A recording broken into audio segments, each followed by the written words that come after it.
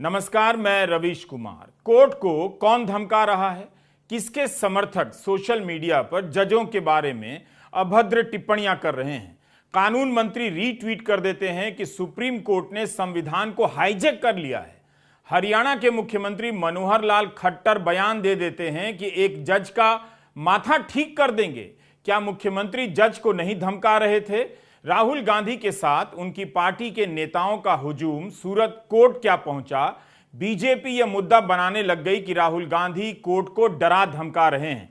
क्या कानून मंत्री हरियाणा के मुख्यमंत्री का यह बयान सुनना चाहेंगे, जिसमें वे एक जज का नाम तो नहीं लेते हैं मगर उनकी मानसिक क्षमता पर सवाल उठाते हैं और ठीक कर देने की बात करते हैं? वो एक जज है, उसके माथे में कुछ गड़बड़ है तो ठीक करेंगे उसको।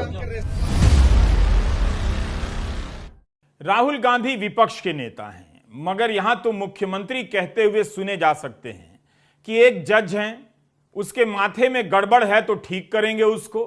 मुख्यमंत्री जज को ही ठीक करने की बात कर रहे हैं और 24 घंटे बीत जाने के बाद भी कानून मंत्री किरेन रिजिजू का कोई बयान नहीं आता है। क्या उनके अनुसार यह डराना या धमकाना नहीं था? भिवानी में मुख्यमंत्री से पत्रकारों ने नौकरियों पर स्टे को लेकर सवाल पूछा तो मुख्यमंत्री कह गए कि एक जज हैं, उसके माथे में कुछ गड़बड़ है तो ठीक करेंगे उसको। कोर्ट को कौन धमका रहा है, कौन इस्तेमाल कर रहा है, यह सबके सामने है। आप नाम नहीं ले सकते हैं मगर समझ तो सकते ही हैं। पिछले दिनों जब चीफ जस्टिस ने कहा कि सोशल मीडिया में दबाव के डर से काबिल जज भी जमानत नहीं दे पा रहे हैं, हेट स्पीच देने वाले तमाम लोग बेलगाम हुए जा रहे हैं, सुप्रीम कोर्ट चीख रहा है कि राज्य उन पर अंकुश नहीं लगा पा रहा है। हेट स्पीच इसलिए दिया जा रहा है कि राज्य नपुंसक हो गया है, समय पर कार्रवाई नहीं हो रही है। अगर एक्शन ही नहीं लेना है तो राज्य की जरूरत ही क्या रह गई है? इस टिप्पणी के बाद सोशल मीडिया पर अभद्र टिप्पणियां होने लगी जजों के बारे में। ये लोग कौन हैं? कानून मंत्री पता करना चाहें तो ज्यादा वक्त नहीं लगेगा, लेकिन मुद्दा बना रहे हैं कि राहुल गांधी कोर्ट को डरा धमका रहे हैं। कांग्रेस नेता रणदीप सुरजेवाला ने कहा कि मुख्यमंत्री खट्टर को माफी मांगनी चाहिए। तो क्या मुख्यमंत्री ने अपने इस बयान के लिए माफी मांगी है? मुख्यमंत्री ने अपना बयान वापस तो लिया है और खेद जताया है। दिल्ली की एक अदालत के भीतर कन्हैया के साथ मारपीट हुई। क्या कानून मंत्री बताएंगे कि उस मामले में क्या हुआ, कौन डरा रहा था, धमका रहा था?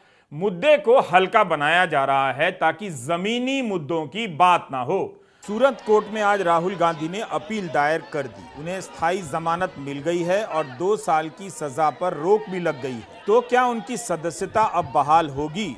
सजा पर अगली तारीख को सुनवाई होगी।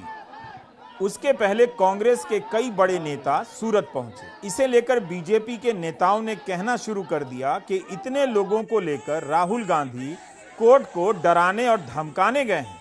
किसी ने कहा राहुल ड्रामा कर रहे हैं, तो कांग्रेस के श्रीनिवास बीवी ने एक पुराना वीडियो ट्वीट कर दिया जिसमें दिवंगत अरुण जेटली जब अरविंद केजरीवाल के खिलाफ मानहानि का मुकदमा करने पहुंचे थे तब मोदी सरकार के कई मंत्री और बीजेपी के नेता पटियाला कोर्ट गए थे।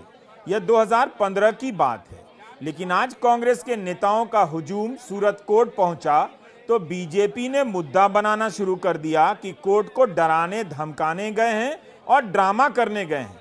कांग्रेस ने पूछ दिया कि 2015 में क्या मंत्रियों को लेकर अरुण जेटली कोर्ट डराने धमकाने गए थे? राहुल जी ने आज जो चीफ जुडिशियल मजिस्ट्रेट कोर्ट सूरत ने 23 तारीख को सजा सुनवाई थी और दोषित घोषित किया था, उसके पर अपील दाखिल की गई। अपील के साथ में 2 और एप्लीकेशन भी दाखिल की गई। एक एप्लीकेशन थी जो सजा मौकूफ हुई थी, दूसरी एप्लीकेशन थी जो दोषित किया गया है उसको मौकूफ करने के लिए, मतलब suspension of sentence and suspension of conviction की 2 एप्लीकेशन साथ साथ अपील के साथ रखी गई थी। ऑर्डिनरी कोर्स में 2 साल की अपील सजा और जो कन्विक्शन वाली अपील होती है वो एडमिट होती है और सेंटेंस सस्पेंड होता है, जमानत दी जाती है। वो आज हो गया। ऑर्डिनरी कोर्स में जो होना था वो कर दिया गया। अभी जो इस केस में राहुल जी कन्विक्ट है और वो कन्विक्शन की वजह से राहुल जी का जो सांसद पद है उसको डिस्क्वालिफिकेशन ठहराया गया है, उसके पर स्टे लाने के लिए application for conviction, stay of conviction मतलब दोषित जाहिर किया गया, उसके पर स्टे लाने के लिए एप्लीकेशन की गई है। उसका एक्सपार्टी एक तरफा सुनावनी नहीं हो सकती, इसलिए नामदार कोर्ट ने नोटिस किया ओरिजिनल कंप्लेनेंट को, मतलब पूर्णेश भाई मोदी जो कंप्लेनेंट है उसको नोटिस किया और उसको सूचित किया गया है कि आप 10 तारीख तक आपको जो भी जवाब देना है, जो ऑब्जेक्शन लेना है, जो हलफनामा डालना है, जो आप जो करना है वो 10 तारीख के पहले कर दो। 13 तारीख को राहुल जी का कन्विक्शन को सस्पेंड करना है कि नहीं है, राहुल जी को जो दोषी ठहराया गया है उसके पर बनाए हुक्म देना है कि नहीं देना है, उसकी सुनवाई होगी और उसके पर ऑर्डर होगा। आगे बढ़ने से पहले हम बता दें कि 2015 में अरविंद केजरीवाल और उनके 4 सहयोगियों ने अरुण जेटली से माफी मांग ली थी। उसके तुरंत बाद अरुण जेटली ने मुकदमा वापस ले लिया। लेकिन जब बीजेपी राहुल गांधी पर कोर्ट को धमकाने का आरोप लगा रही है, तब इस अतीत को क्यों नहीं देखना चाहती? अतीत नहीं दिखाई दे रहा तो कम से कम मनोहर लाल खट्टर के इस बयान को ही देख लेती, जो ज्यादा पुराना नहीं है कि जज का माथा खराब है उसे ठीक कर देंगे। वो एक जज है, उसके माथे में कुछ गड़बड़ है तो ठीक करेंगे उसको। क्या प्रधानमंत्री नरेंद्र मोदी इस बयान पर कोई एक्शन तभी नहीं ले सकते थे जब दिया गया? अजीब अजीब दलीलें दी जा रही हैं। जब तक राहुल गांधी ने अपील नहीं की थी, तब गृहमंत्री ने कहा कि उन्हें अहंकार हो गया है, इसलिए ऊपरी अदालत में अपील नहीं कर रहे। अब जब सूरत के सत्र न्यायालय में अपील के लिए रवाना हुए तो कानून मंत्री ने कह दिया जब सजा हो गई तो अपील कोर्ट को डराने धमकाने के लिए नाटक कर रहे हैं, यह ठीक नहीं है। किरेन रिजिजू ने कहा कि कांग्रेस पार्टी कोर्ट का घेराव कर रही है। क्या नेताओं के साथ अदालत जाना अदालत को धमकाना है, घेराव करना है? कानून मंत्री चाहें तो अपने ही कुछ बयान देख सकते हैं, फिर उस पर विचार कर सकते हैं कि यह धमकाना था या समझाना था। क्या किरेन रिजिजू को यह खबर याद है जब उन्होंने रिटायर्ड जजों के बयान को रीट्वीट कर दिया कि सुप्रीम कोर्ट ने संविधान को हाईजैक कर लिया है? यही नहीं, किरेन रिजिजू ने सरकार के आलोचक रिटायर्ड जजों के बयान को देश विरोधी, एंटी नेशनल कह दिया। तब देश भर के 300 वकीलों ने उन्हें चिट्ठी लिख दी और उनके बयान की निंदा की, कहा कि अपना बयान वापस लीजिए। कानून मंत्री को यह कहना पड़ा है कि सरकार की आलोचना करना देश विरोधी काम नहीं है, यह बताना पड़ता है। क्या कानून मंत्री ने अपना बयान वापस लेकर कोई उदाहरण पेश किया? अब कानून मंत्री कह रहे हैं कि राहुल गांधी के साथ अनेक सांसदों या मुख्यमंत्रियों का जाना कोर्ट को धमकाना है। यह कहना कि सुप्रीम कोर्ट ने संविधान को हाईजैक कर लिया है, वो क्या था? बीजेपी ने सुबह से ही यह लाइन ले ली कि इतने नेताओं का जाना कोर्ट को डराना धमकाना और घेराव करना है। आज मीडिया के माध्यम से पता चला है और कल से यह न्यूज चल भी रहा है कि राहुल गांधी, उनके परिवार के लोग और कुछ मुख्यमंत्री जैसे अशोक गहलोत, भूपेश बघेल जी, उनके परिवार से प्रियंका वाड्रा, ये सारे लोग आज सूरत जा रहे हैं राहुल गांधी के साथ और वहां पर अपील करने के नाम पर हुड़दंग करने वाले हैं। रास्ता रोको, नौटंकी करो, इस प्रकार का एक माहौल गुजरात में कांग्रेस पार्टी और राहुल गांधी जी का परिवार बनाने वाला है। किसी लाइन में ड्रामा तो किसी लाइन में धमकाना। अब बताइए ड्रामा कैसे धमकाना हो सकता है? बीजेपी सवालों के जवाब क्यों नहीं देती है कि एक सांसद की सदस्यता फैसला आते ही रद्द कर दी जाती है और फैसला आने के कई हफ्ते तक एक सांसद की सदस्यता बहाल नहीं की जाती है। लक्षद्वीप के सांसद मोहम्मद फैजल की सजा पर जब हाईकोर्ट ने रोक लगा दी, तब उसी तेजी से उनकी सदस्यता बहाल क्यों नहीं की गई जिस तेजी से सूरत कोर्ट का फैसला आने पर राहुल की सदस्यता रद्द कर दी गई। 25 जनवरी को केरल हाई कोर्ट का फैसला आता है और 30 मार्च को सदस्यता बहाल होती है। 2 महीने से अधिक समय लग गए। बीजेपी कानून की बात करती है तो बताए कि कानून का यह कौन सा तरीका है कि जब मामला सुप्रीम कोर्ट में सुना जाने वाला था तब उसके ठीक पहले मोहम्मद फैजल की सदस्यता बहाल कर दी जाती है। इस देरी के कारण मोहम्मद फैजल बजट सत्र में हिस्सा नहीं ले सके होंगे। यह और बात है कि 45 लाख करोड़ रुपए का बजट बिना चर्चा के पास हो गया। बीजेपी क्यों बोले जा रही है कि राहुल को अपील करनी चाहिए, राहुल को माफी मांग लेनी चाहिए? वह ये क्यों नहीं बता रही है कि फैसला आने के 2 महीने बाद तक मोहम्मद फैजल की सदस्यता बहाल क्यों नहीं की गई और फैसला आने के दिन से ही राहुल की सदस्यता क्यों रद्द कर दी गई? 23 मार्च को chief judicial magistrate H Verma ने राहुल गांधी को 2 साल की सजा और 50,000 रुपए का जुर्माना सुनाया था। राहुल गांधी को 30 दिनों के लिए अपील का समय भी दिया। राहुल गांधी के साथ आज प्रियंका गांधी, राजस्थान और छत्तीसगढ़ के मुख्यमंत्री भी सूरत पहुंचे। बीजेपी के विधायक पूर्णेश मोदी के वकील भी सूरत के सेशन कोर्ट में बहस के लिए तैयार थे। राहुल ने कभी नहीं कहा कि अपील नहीं करेंगे। इसके बाद भी बीजेपी ने इसे मुद्दा बनाया कि राहुल गांधी अपील क्यों नहीं कर रहे हैं, अहंकारी हो गए हैं, तो आज उन्होंने अपील दायर कर दी। कांग्रेस के मीडिया प्रमुख जयराम रमेश का एक ट्वीट आता है। वे कुछ कार्यकर्ताओं के हिरासत में लिए जाने की तस्वीर शेयर करते हैं। कहते हैं कि गुजरात की भाजपा सरकार ने कांग्रेस नेताओं और कार्यकर्ताओं को सूरत जाने से रोकने के लिए अवैध रूप से गिरफ्तारी की है और इसके समाचार मिल रहे हैं। भाजपा का अलोकतांत्रिक चेहरा बार बार बेनकाब हो रहा है। कांग्रेस इन सब हरकतों की निंदा करती है और कार्यकर्ताओं की रिहाई की मांग करती है। लोकसभा में संसद सदस्यों के मकानों को देखने वाली हाउस कमेटी के अध्यक्ष हैं CR Patil. CR Patil BJP के ही सांसद हैं और नवसारी से सांसद हैं। उन्होंने नोटिस जारी किया था कि राहुल गांधी तुगलक लेन स्थित अपने घर खाली कर दें। राहुल ने अपने जवाब में यही कहा कि नोटिस का पालन किया जाएगा। इसके बाद कांग्रेस के नेता भी ट्वीट करने लगे। सुप्रीम कोर्ट में छत्तीसगढ़ के एडिशनल एडवोकेट जनरल अशोक बसोया ने ट्वीट कर दिया कि मुरली मनोहर जोशी, लाल कृष्ण आडवाणी और MS बिट्टा, मायावती जी और गुलाम नबी आजाद के पास घर हैं, पर समस्या राहुल गांधी जी से है। ये सभी सांसद नहीं हैं, फिर भी इनके पास सरकारी मकान है। लाल कृष्ण आडवाणी के मामले में हम पुरानी रिपोर्ट देख रहे थे। वायर की रिपोर्ट है कि जुलाई 2020 में जब प्रियंका गांधी से SPG सुरक्षा हटा ली गई तब उनसे सरकारी बंगला खाली करने को कहा गया था, जहां वे 1997 से रह रही थीं। उस समय एक स्पष्टीकरण आया था कि लाल कृष्ण आडवाणी आजीवन रह सकते हैं। मुरली मनोहर जोशी और लाल कृष्ण आडवाणी 2019 से सांसद नहीं हैं। तो राहुल गांधी की सदस्यता जाने से जुड़ा हुआ मामला आजम खान के मामले को भी सामने लाता है। योगी आदित्यनाथ के मुख्यमंत्री बनने के बाद उन पर 80 से अधिक मुकदमे दायर कर दिए गए।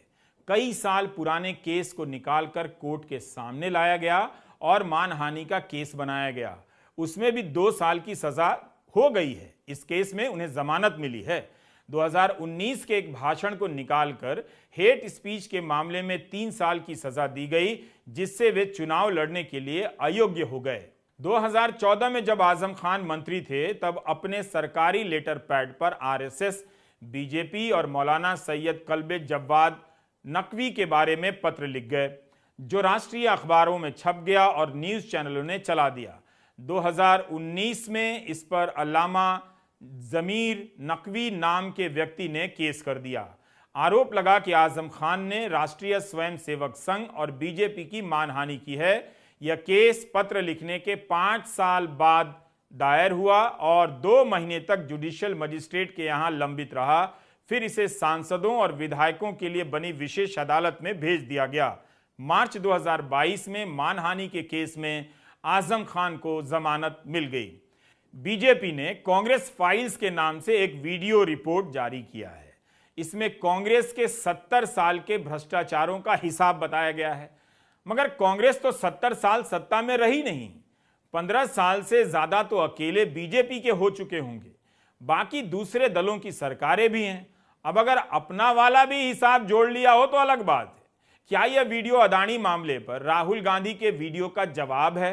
तो इससे बेहतर होता कि बीजेपी अदानी को लेकर राहुल गांधी के लगाए आरोपों का ही जवाब दे देती।